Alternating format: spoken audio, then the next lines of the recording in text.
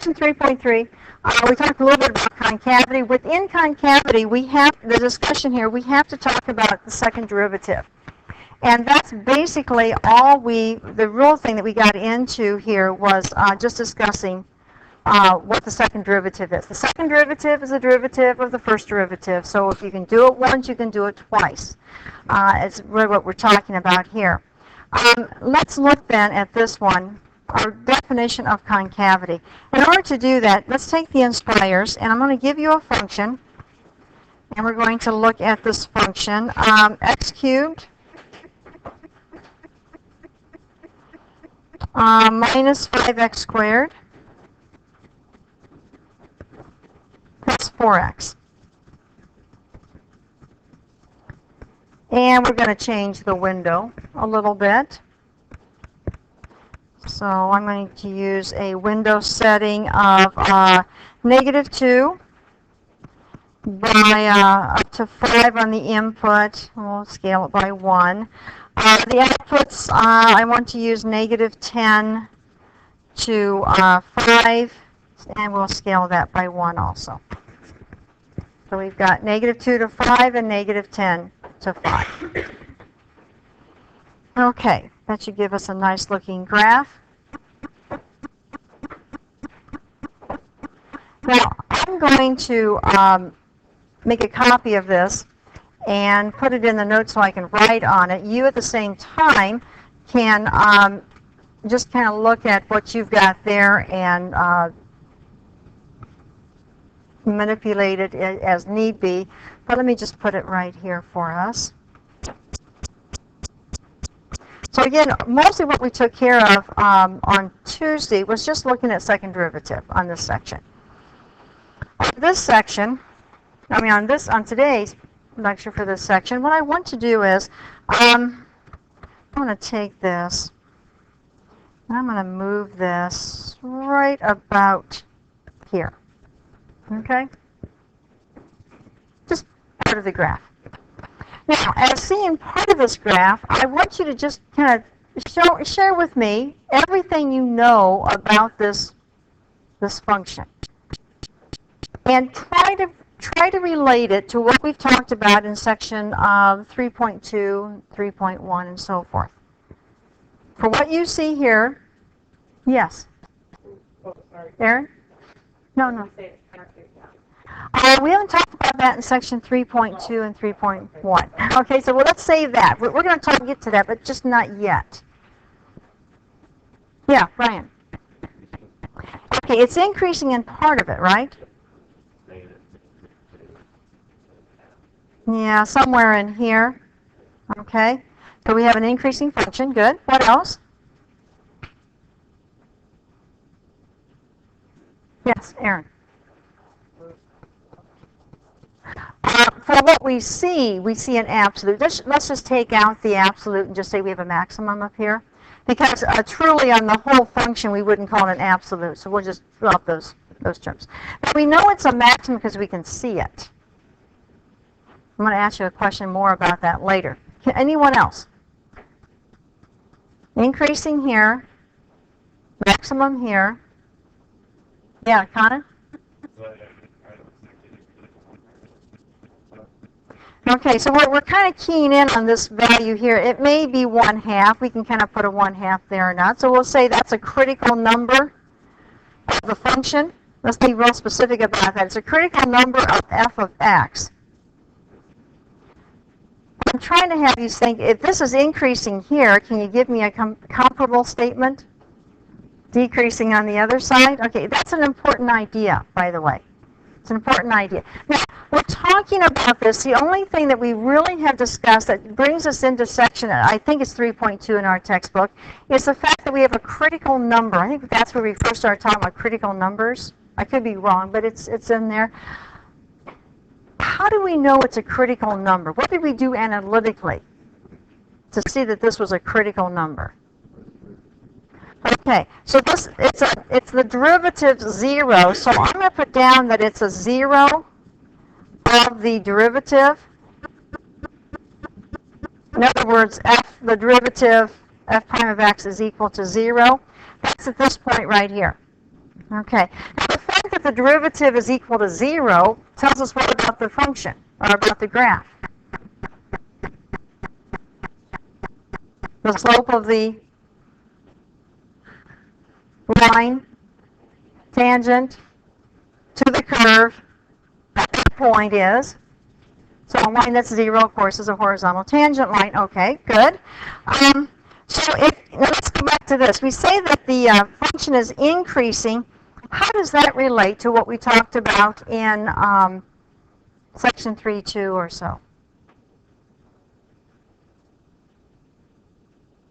In other words, where's the calculus in the fact that this is increasing? Okay, which means that the derivatives along this, in the same area, the derivatives are what? Positive, okay. And if they're decreasing, we'll just kind of put that up here. If they're decreasing, it means that the derivatives are negative. Now, there's something very significant about this critical number of the function, this maximum here. That maximum is a point, that value, that critical number of the function is a point where the function changes direction. It changes from being increasing to being a decreasing.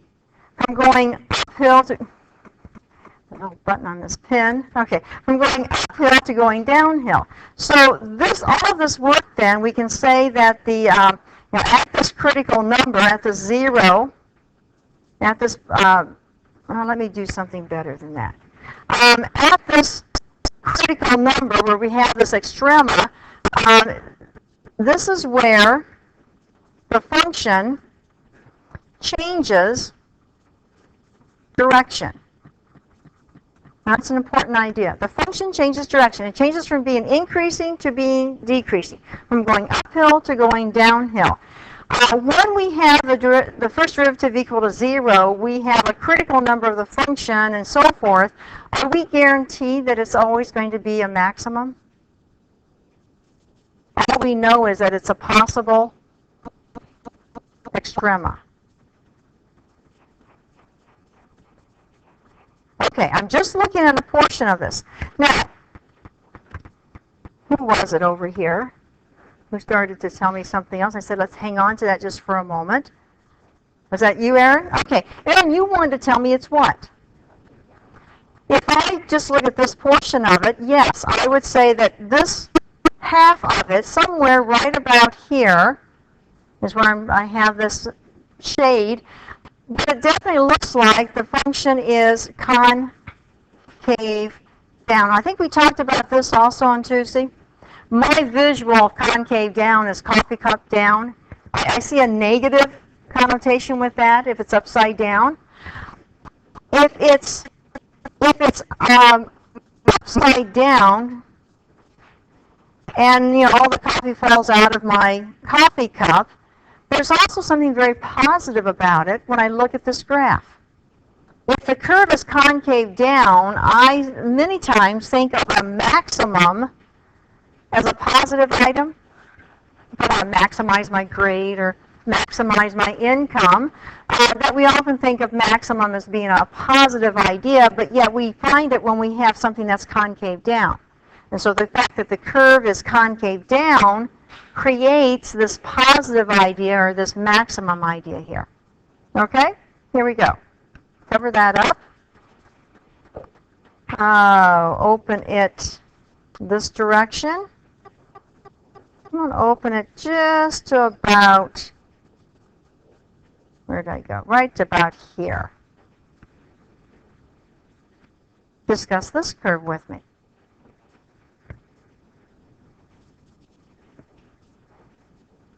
Same type of discussion we could have. We have another extrema, right? It happens to be a minimum now, but it's an extrema. Now, I see that the left side of that extrema, this one is now decreasing, but what's the calculus of this? If it's decreasing, we can determine that by what? Which means that the derivative is negative, okay? Increasing on this side. So we would then say, well, that's where the derivative is positive. At this minimum, you have a critical number of the function. What else do you have? Yeah, you've got another 0 of the first derivative. Okay? Is this a point also where we're changing direction on this curve? It goes downhill and then it changes direction and goes uphill, decreasing then increasing. Okay?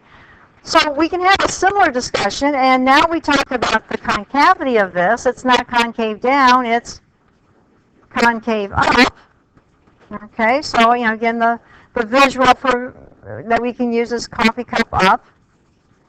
And because we have a concave up, it has created what may seem to be a negative thought in our head. If we think about the minimum of something, a negative. But definitely there is that connection between the fact that we have this concavity, this concave up portion.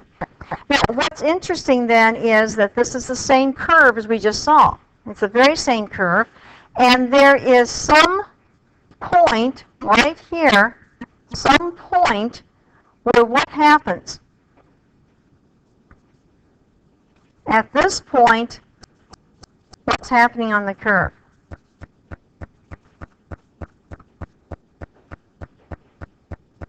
Yeah, Philip. Okay, that's one. Don't give me the first part just yet, but the second part I want. This is where the function changes concavity, and that's a very important point to us. A very important point in our discussion of work. We need to know where does the profit or revenue or demand or cost, where does it begin to change in its growth or decay? What happens? Well, right here's a very important piece right there. Now, Philip also gave us at that point, we would say that this value right here, or this point, is an inflection point, and that's exactly what we call it.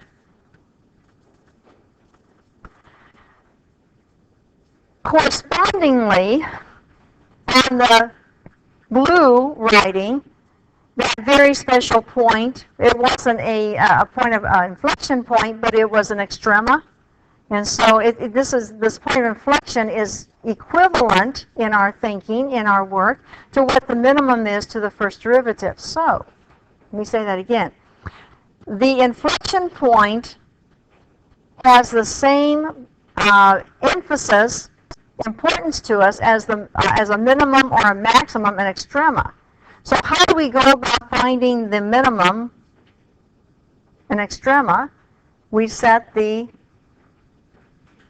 equal to, did you fill in the blanks for me? We set the first derivative equal to 0. So what do you think we're going to do to find that point of inflection? To find that point where concavity changes? We're going to find a critical number of something by taking or locating what? We're going to use the second derivative. What about the second derivative?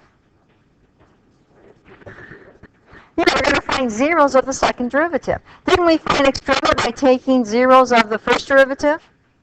And those became critical numbers of our function. So if we take zeros of our second derivative, we have found critical numbers of our first derivative. And those critical numbers will indicate possible, we should put the word possible up here, possible inflection points, just like the zeros of the first derivative find possible extrema. They're not always extrema. They could be something else. Okay, so now this is what we're doing. This is the whole gist of what we're about to do in this whole section, is analyze the concavity of a curve by using the second derivative, and that's why we have to know what a second derivative is. Well, let's go back up to the notes here. Definition of concavity: a function is differentiable on an open interval If it's differentiable, it's also continuous, so we're going to let that stand. The graph of the function is concave up at an interval if the first derivative is increasing. If the first derivative is increasing, the first derivative increasing means that it is concave up. If the first derivative is increasing, don't worry too much about that. We don't emphasize that portion of it to that extent, but this is the way our book's explaining it. So if I take the second derivative, I'm taking the derivative of the first derivative, and if I have all of my if my first derivative is increasing on an interval, this is interesting. I'm going to put this in red. It's more than I was thinking about. Let's consider, what's the first derivative right here? 0. What's it right here? Just take a guess. -1? Okay, it's negative, right? Which is greater, 0 or -1? 0, right? Now, if I come up here and I have a steeper tangent line, which is greater slope, absolute value-wise, or let's say it this way, which is the greater slope? Forget the absolute value part. Which is a greater slope? From this tangent or this tangent? Which one? We'll say the first one or the second one? Second one. Because you know on a number line, you know, this value, if this is 0, this value is less than this value, but this could be -100 and this could be -50. Which one is greater? I said it wrong, didn't I? Let's try that again. Which one's greater? -50 is greater. So what this is saying is that the first derivative is increasing on the interval. So if I take a look at the derivative here, and I take a look at the derivative here, is the slope increasing as I go from here to here? Now you have to think about this. If this has a slope of -100 and this has a slope of -50, which one has the greater slope? The second one. Okay. Are the slopes increasing in value as we go around the curve? They are. Okay. That's where those negatives can kind of throw us. And then as we continue on, I don't think there's any question as we continue on that our slopes keep getting more and more positive. But it's over here in the negative. We have to think about it. So is it true that when it's concave up, the slopes are increasing on the interval? Yeah. They could be negative. Doesn't say that the slopes are positive, but they could be negative. Okay.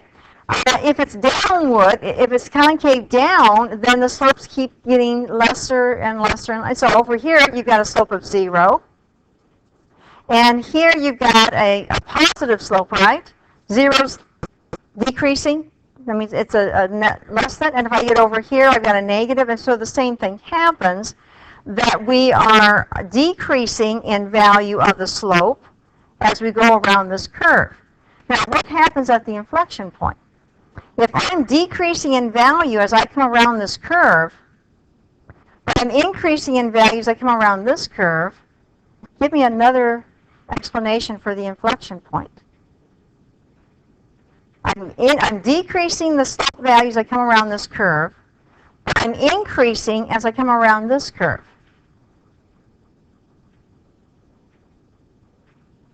So my slopes are, how can I say, the direction of my slopes are changing direction. I'm decreasing in value on slopes, and then I begin to increase in value on slopes. Okay, well, let's go on. That was kind of a new thought. I hadn't really thought about it in that way, but it's absolutely true. Just for concavity, let's see what we've got here. The function whose second derivative exists, okay. The second derivative is positive. The function is concave up. Have we said this before? Second derivative is positive. The curve is concave up. Kind of a repetition of what we've just been talking about. Second derivative is negative, the slope is concave down. Second derivative positive, concave up. Second derivative negative, concave down. Coffee cup up, coffee cup down. Positive, second derivative values, it's positive that we have our coffee staying in our coffee cup. Okay. Guidelines for using this then. It says first locate. We're not doing time anymore.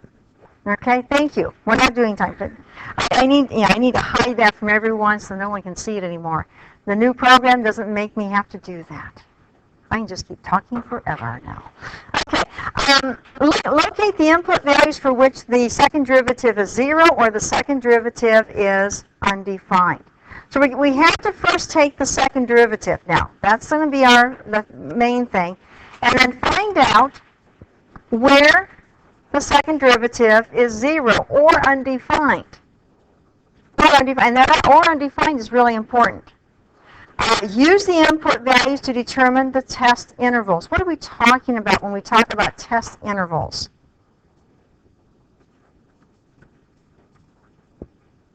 Did you do any of this in section 3.2?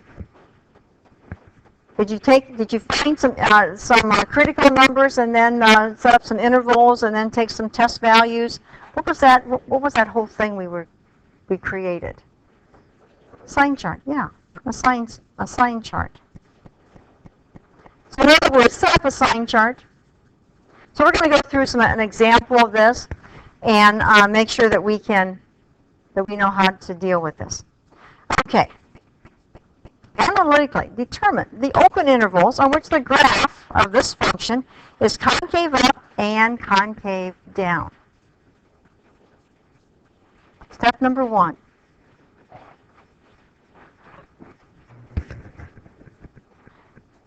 Back here it said, locate the inputs values at which the second derivative is 0 or undefined. I can't do second derivative until I do what? Okay, so let's determine the first derivative.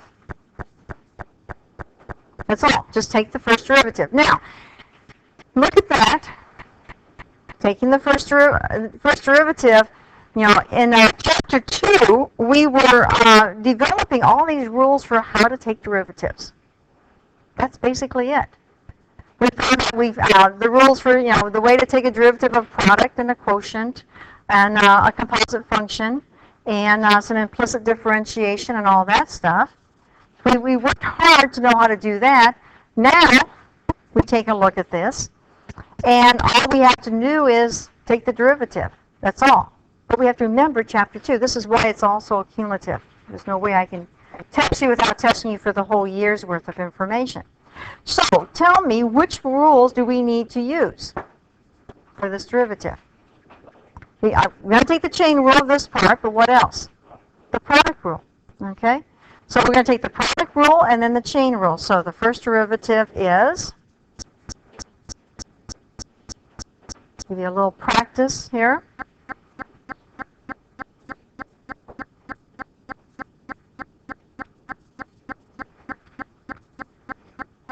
So there would be our derivative showing the line of intent, all the derivatives we intend to take.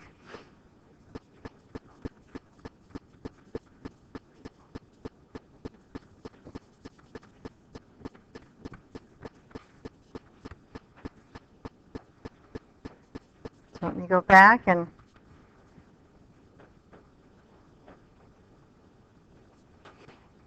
I'm going to stop this because only 7 of you had a response. I'll ask you another question instead.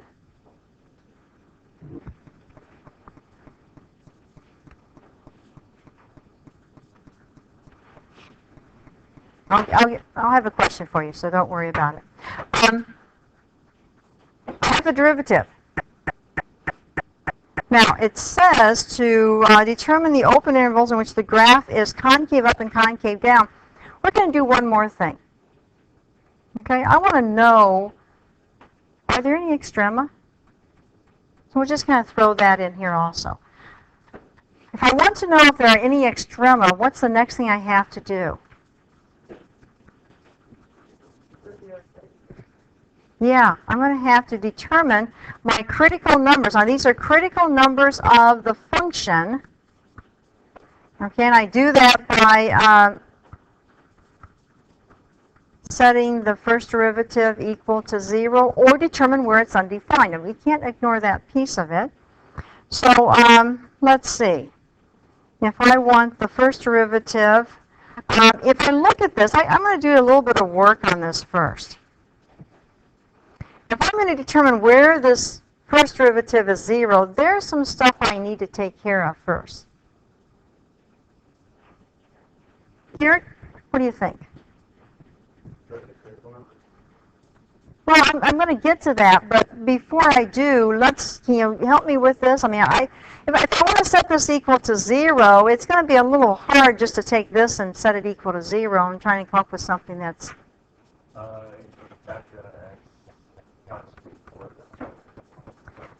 okay. If I factor out an x minus 4 squared, I'm left with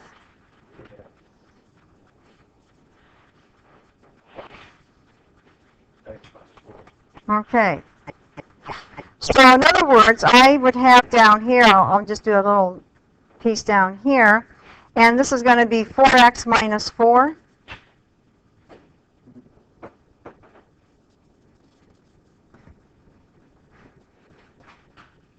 Why is that important to put it in that format? What's so significant about rewriting this as a product as opposed to a sum? Yeah, and this is something you did. I know you did back in Algebra 1. Okay, you know. In fact, you did this back in elementary school. If you have two numbers that multiply to be 0, you only got that if one of the numbers was 0 itself. So that whole basic computation Algebra 1 idea is what we're going to be using here. So our critical numbers, x equals 4, x equals 1. Okay. Let's see. So I've taken the first derivative, and I want to find the intervals of concavity up, concave up, and concave down. So I best get on to doing what? Second derivative. Determine the second derivative. The second derivative is the derivative of the first derivative. We're just going to continue this pattern here. When you look at the first derivative, are you going to take, this piece? Are you going to take this piece? Are you going to, you decide which form of the first derivative you want to take. I think I'm going to take this form of it. But now that I've chosen this form of it, by the way, I just factored a 4 out where the 4 came from. Okay, factor the 4 out. I'm going to have to use the product rule and the chain rule again to find the second derivative.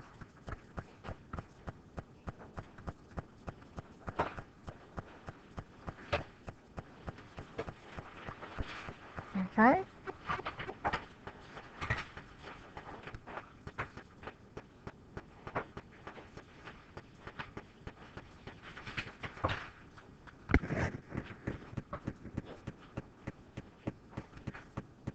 There's my second derivative.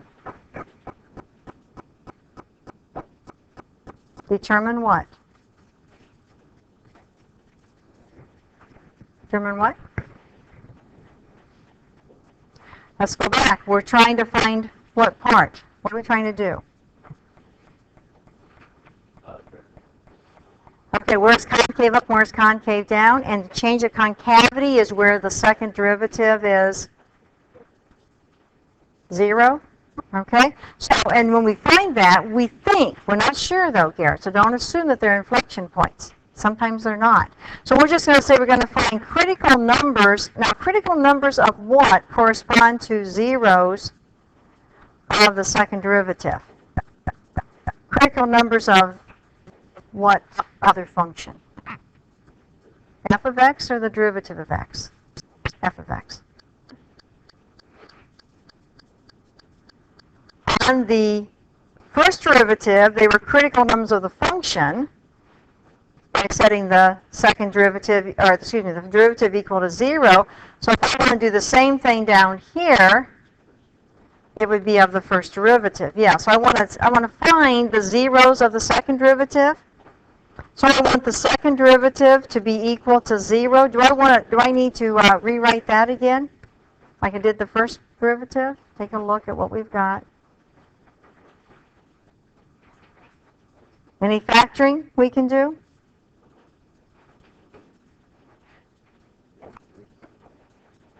Does someone say factor out a x minus 4? Good, I agree with that. Got an x minus 4 in both of these, don't we? So that leaves me with 4 times x minus 4 plus 2 times x minus 1.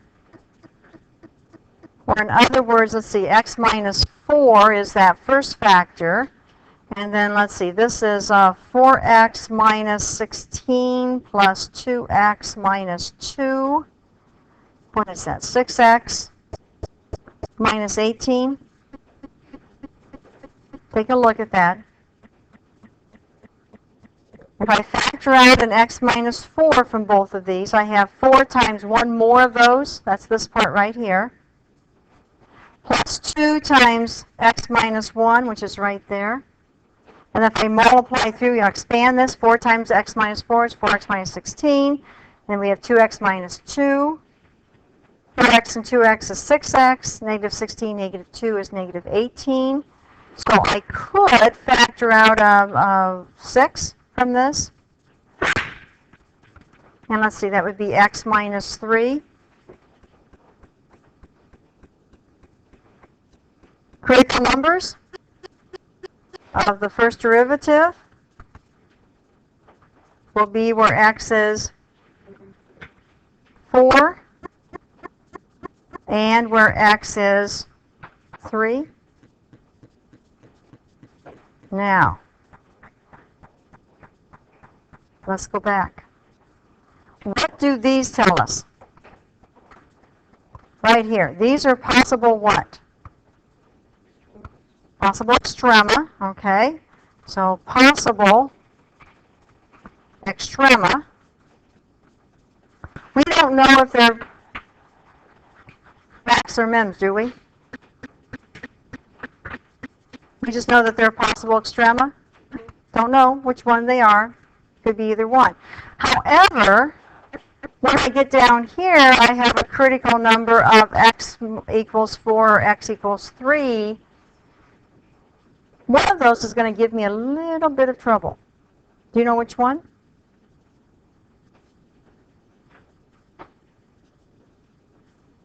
These give me what? In my second derivative, these are possible what?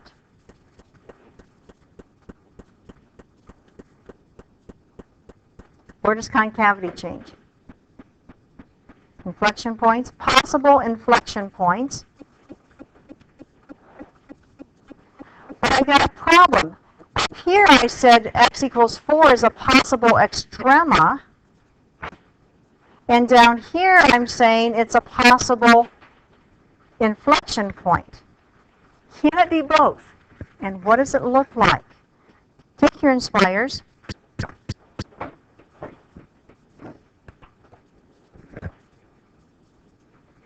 Let's put this in the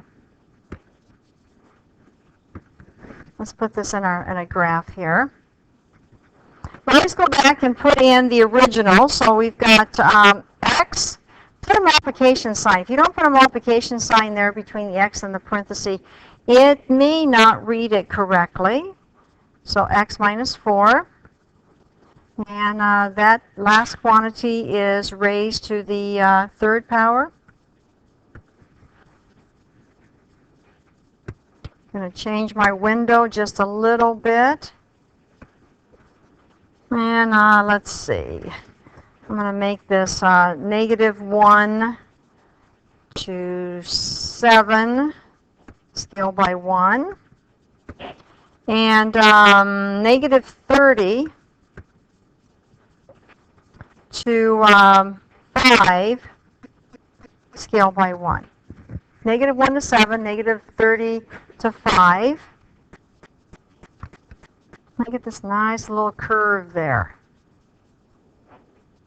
Do we have an extrema? Okay, where do you think that is? Based on our work here, our possible extremas were at 4 and 1. Looks at possibly at 1? Okay, I'm going to put a point there. Actually, I'm going to put a couple points because I also had a value of 4. I'm going to put another point there for the 4. I don't need to put them right there. We know that. But I also have possible inflection points at 3 and 4. And so I better put another point on here because I don't need to put 2 4s on there, but we'll put that on. Okay, so this is at 1. It went down to there like we expected. This one is, what was it, 3? We'll put that 3 there. Whoops, kind of crowding my other work here. Let's see if I can grab that.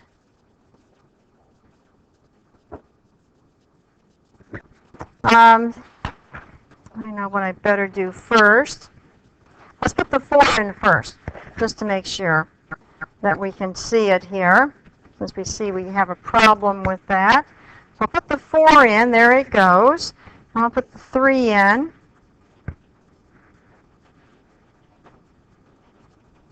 And there it is.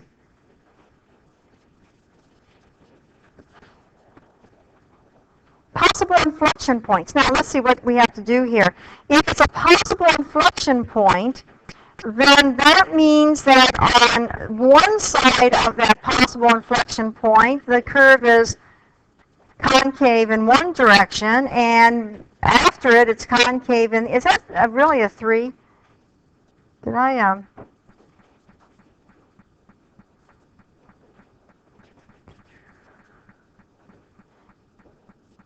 It's not the same numbers I had in the other class, and I'm trying to decide where I might have made a mistake.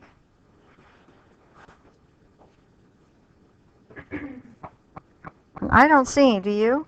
Did you factor it wrong? Did I factor it wrong? If I take a 6 out? I think, like, up, actually, further. Up here? If I take out an x minus 4, I have a 4 times x minus 4 and a 2 times x minus 1. I'm not quite sure. And you know what? I'm a little nervous. I want to make sure you have time for that quiz. How about if we put this away until Tuesday? Okay? I can see that it might be to our benefit, so we'll pick this back up on Tuesday.